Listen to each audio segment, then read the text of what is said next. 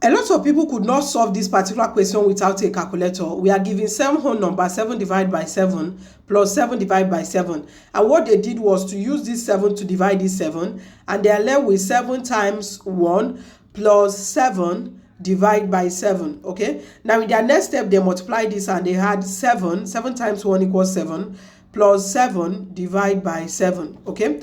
Now in their next step, they added these two together and gave them 14 divided by 7. Okay, and 14 divided by 7 equals 2. But this is totally wrong. Okay, now remember that our question is 7 whole number, 7 divided by 7, then plus 7 divided by 7. Okay, now for you to solve this, you can see that we have a mixed fraction here.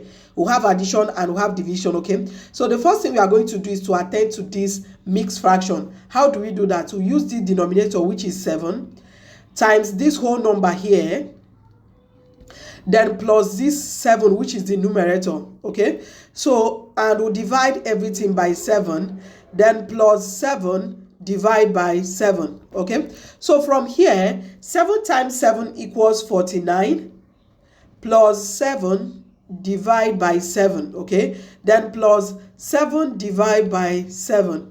So from here, 49 plus 7 will give us 56.